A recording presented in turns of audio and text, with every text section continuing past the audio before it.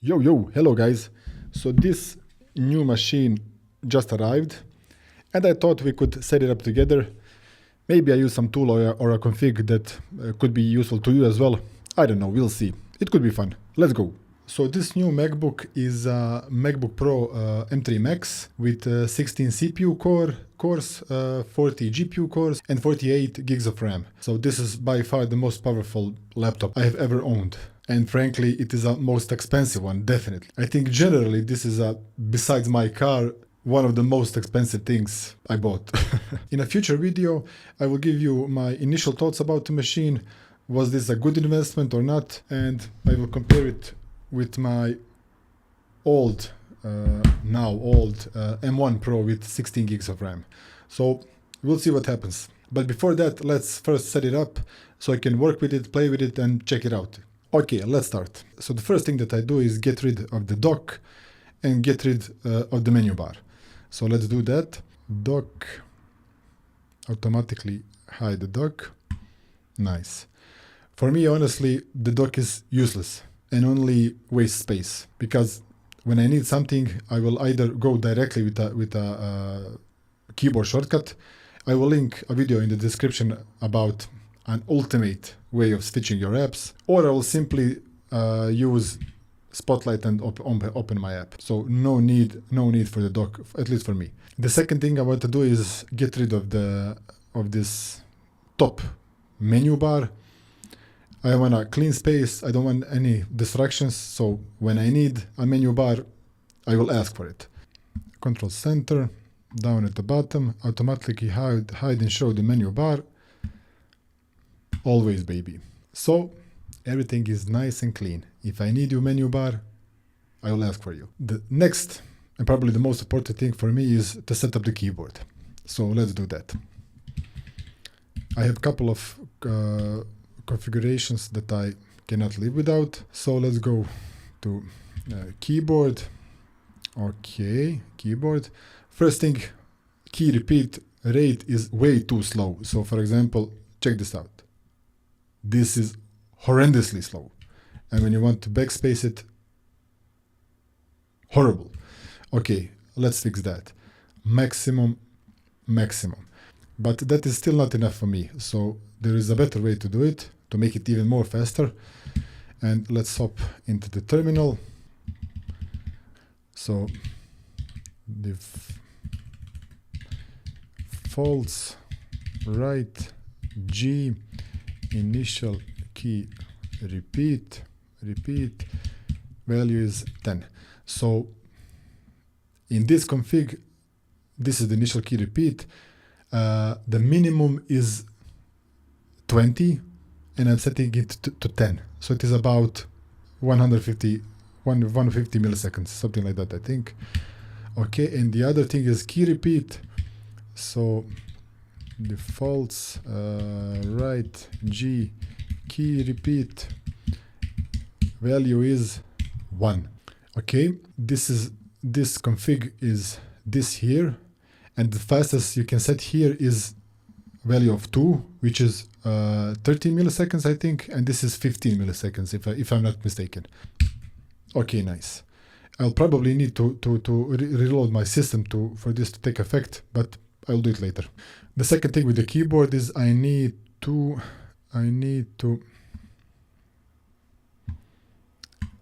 set my caps lock to control. So having a caps lock in this nice location is a waste. So I set it to control and it is way more ergonomic. The next thing with the keyboard, essential for me, is a tool called Carabiner Elements. Safari Carabiner Elements. Okay. So it is a way to do whatever you want with the keyboard, to simply put it like that. So I will download it. Okay, so let's open it up. Carabiner Elements.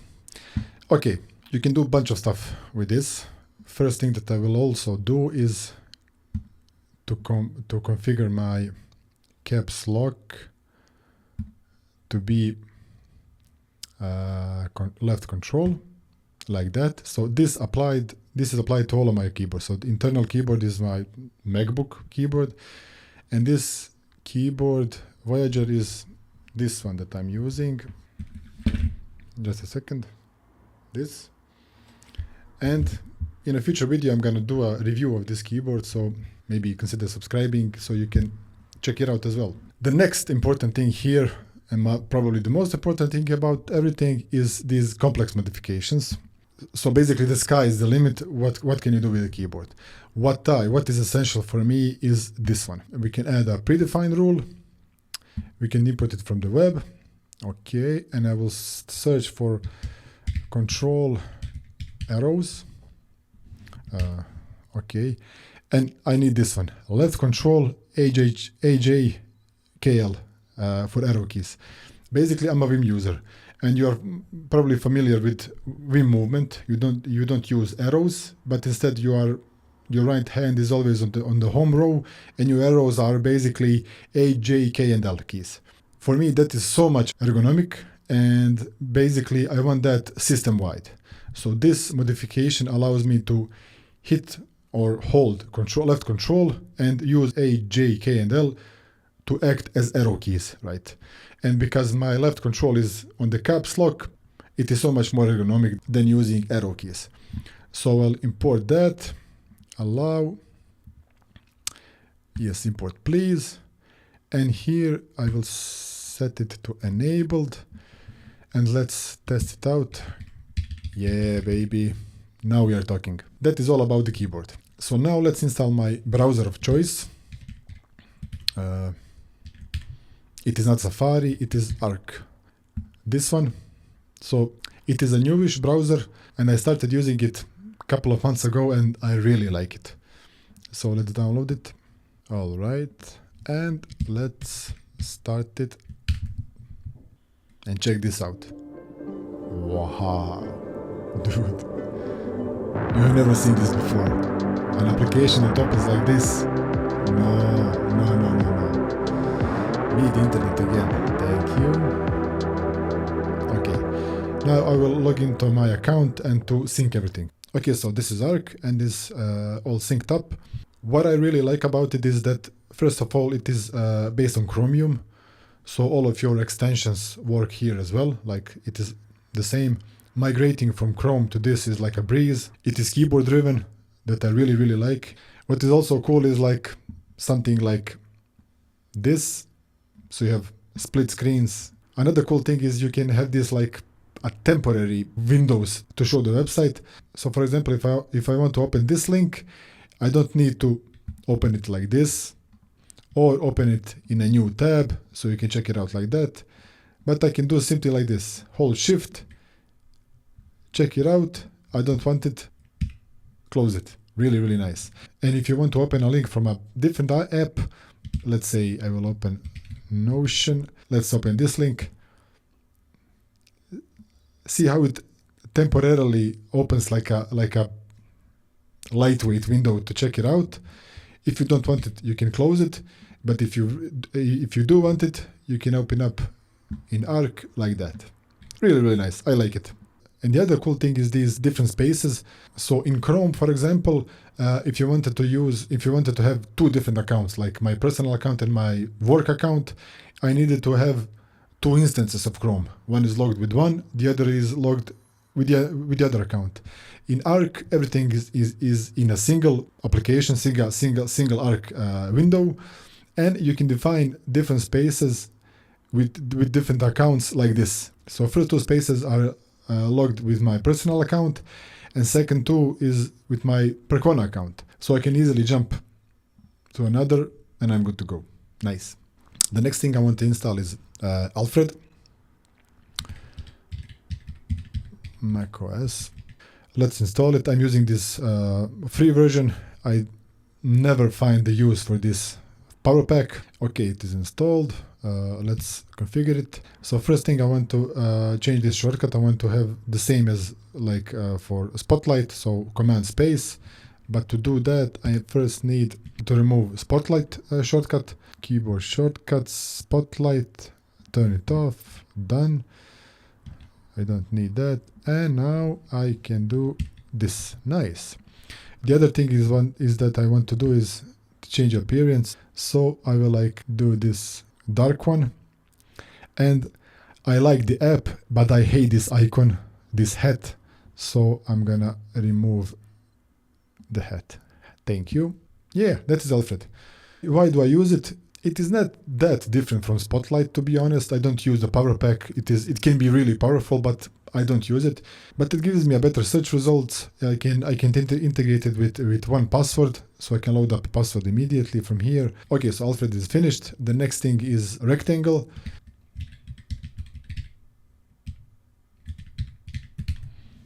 Okay, it is basically a window manager. So the default window manager in macOS is poor, let's say it like that. But there are a lot of third-party tools to handle it really, really good. Let's install this. Okay, so Rectangle, you have bunch of shortcuts to move your window around, and that is basically what it does. And it does really, really good. The only thing I want to add is this shortcut. So almost maximize. So it will be something like this. Okay, so now let's set up the terminal. First of all, I will install everything, and after that I will configure everything, because I already have my dot files ready for me. So I will just hook everything up. And by the way, you can check my dot files here, github.com.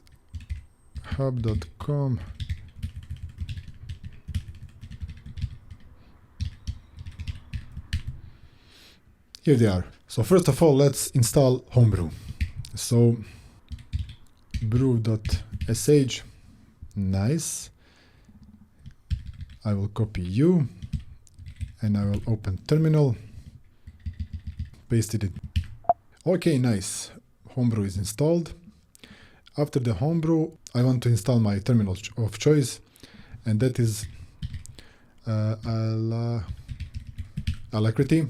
So basically, Alacrity is a Rust application with a single goal of making it really, really fast and looking really, really good. So it is GPU powered and looks really, really sharp. When you compare it, for example, with Alacrity and iTerm, you will see how crisp and sharp Alacrity is. Because of the sole focused on performance and efficiency, it doesn't support features like tabs, for example. So they basically assume you will use something like Tmax to handle your sessions, windows, panes, and stuff like that.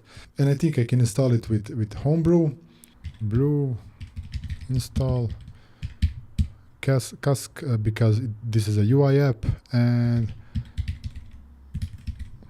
let's try it out. Okay, nice. Okay, it says that it is installed. Let's see it. Security, nice. My shell of choice is Z shell, and it is already default on macOS, but I want all my Z shell for configuring my terminal in general and stuff like that. So let's install that. Z shell, nice.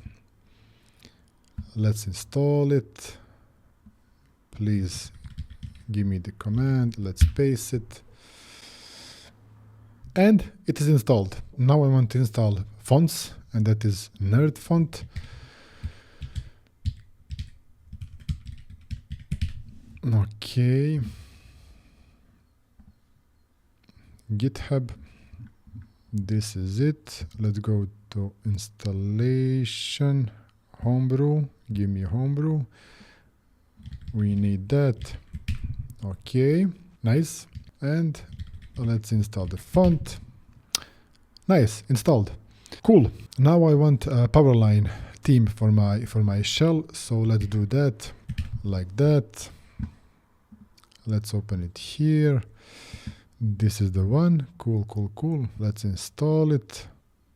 Homebrew, of course.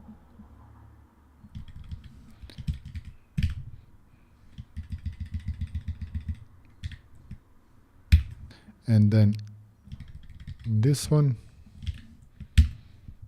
Boom. Okay, so let's configure Powerline. I'm obviously missing some fonts, but we'll figure it out. Okay, so this is how it looks like now, but when I configure stuff, it will be better. The next important thing for me is Tmax, like terminal multiplexer. And if you use a terminal like Alacrity, you more or less need to use Tmax. So let's install it. Okay, cool. Tmax is installed. Now let's install a Tmax plugin manager that I need. Tmax plugin manager. So TPM, yeah, this is the one. Okay, let's do this. Nice. So now let's install the rest of the tools. Brew, install. First one is Git. We all know about Git. Second one is Golang. I'm a Golang dev. I need Golang. After that, FZF. So FZF is the tool when it comes to fuzzy finding and searching for stuff in your terminal. If you need to look up something in your terminal, you need to use FZF. Next one is ripgrep, like improved version of grep. Then we need NeoVim. After that, I need kubectl for managing and interacting with Kubernetes clusters. And besides kubectl, I need K9s. K9s is like a kubectl ++, something like that. So a beautiful way to interact and manage Kubernetes clusters. And after that, I need to install Docker. So we need Docker completion and Docker. Okay, let's go. Okay, nice. Everything is installed. The last couple of terminal tools that I need, I will not bother you with installing them, is gcloud CLI and AWS CLI tools. So here in Percona, our operators, Kubernetes operators, support Minikube, of course, but we test and develop everything on GKE or EKS clusters, just to be way closer to production environment. And besides that, running a GKE cluster is really, really fast. And also I will install MySQL, Postgres, and Mongo clients so I can interact with those databases. And last but not least is my editor of choice, and it is VS Code. A long time I was using only Vim in the terminal, but last couple of months I started to use VS Code, and the only reason I can use it is because it has a really good Vim plugin. So I know it is not everything that Vim can do, but what I need, the plugin support, and that is crucial. What I found about Vim is I like it in the terms of managing text, like the text editor, and that is its main purpose. But everything around it, I necessarily don't like that much, right? And most importantly, when my Vim config breaks, I really hate debugging it. I'm not Lua programmer, so I really don't want to troubleshoot Lua and stuff like that, and I just want it to work. And unfortunately, for me at least, it breaks more often than not. So I switched to VS Code, and to be honest, I'm quite happy about it. It is snappy, it is really fast, excellent keyboard support, you have all the plugins in the world, and generally I like it. So let's install that as well. Code. Nice. And now let's configure everything. So I mentioned that all of my config lives in my .files, and my .files are located in my iCloud storage. And I also want to access my iCloud storage in the terminal as well, but the path is horrible. So I will create a symlink for everything. ln link as symbolic, we want a symlink. So users, inl, library, mobile, com, Apple, Cloud Docs. Now you know why I need a symlink. And the link will be just iCloud. Okay, let's check it out. iCloud dev.files. Cool. And now let's point my config to everything. So first of all, I need to remove config folder. So config, because I want my config. And I will also remove Z shell RC. Okay, now we will point those two to my .files. So again, a symlink S. Now we use a symlink that we created, iCloud dev.files ZSH. It will be ZSH RC like that.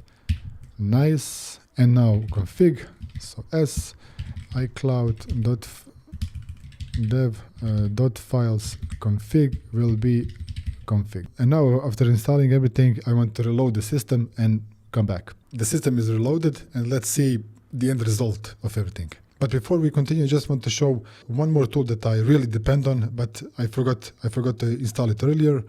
So let's check it. It is called SKHD, a small tool. It is like a daemon that is running in the background and will trigger some shell commands. And with this, what I'm using it for is to switch my applications. Like only with a single shortcut, I can move directly to the app. I have a full video about it, and the link will be in the video description. So for example, to open Alacrity, I just need to do this, and it is there. Nice. So this is my terminal. Like I mentioned, Alacrity doesn't support tabs, and that's why we need Tmax. And let's create a new session. So new session, let's call it IP, why not? Boom. And we are inside Tmax. As you can see, this top Tmax status bar is from a Tmax theme. It is called Tmax conf. This one. And here you can configure a bunch of stuff about it. And the way that I usually work is I will use my alias and FCF to jump to a particular project. So for example, I will do RR and Percona MySQL operator. There you go. Nice. If you can see, this window name automatically becomes the folder name. This is the power of Tmax. You can script whatever you want. To open a new tab, I can do it like this. I can open different Mongo operator. Nice. Switch back and forth. Cool. And you can see Powerline is configured. My branches showed. The diff is showed. What I'm working on and stuff like that. Also, the power of FZF is to jump to a particular file. So, for example, I can type nf, boom, go. I'm inside controller.go. Really, really nice. My Vim is configured. I can jump to definition. I can check the references of everything. I can split the screen, blah, blah, blah, stuff like that. I can search for a file, status.go, and I'm inside there. Beautiful, right? But like I mentioned, stuff can break for me. I really don't want to troubleshoot Lua code, and that's why I tried VS Code a bit. I saw it has really good Vim plugin for me, and the last couple of months I'm using VS Code, and man, I'm really liking it. So let's see that. And yes, I know how to quit Vim. Cool. I'll open this project in VS Code. Nice. And the way that I use it is in full screen mode, like this.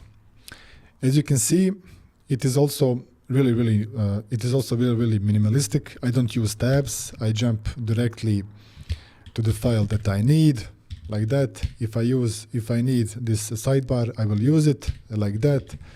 Of course, I can split the screen. I can jump, I don't know, to another file.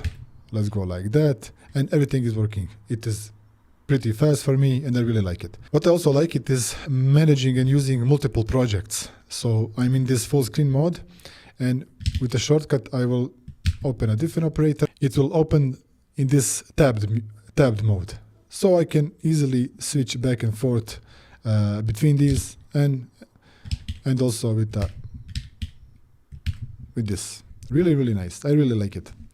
So guys, that is more or less it. I'm gonna play with this machine. Like I mentioned in the future video, I'm gonna do like a review to share my initial thoughts about it, to compare it with my old M1 Pro machine. I hope I didn't waste my money. So far, what can I say is that it is really snappy. I don't wait for anything. The old one was fast, but this one, like, it is really, really fast. So far, so good. Thank you very much, guys, for watching. I hope you liked it. Maybe give me a thumbs up if you did, and maybe consider subscribing. I'll be posting videos like this and videos about Golang, databases, Kubernetes, and general programming stuff. So see you in the next one. Bye-bye.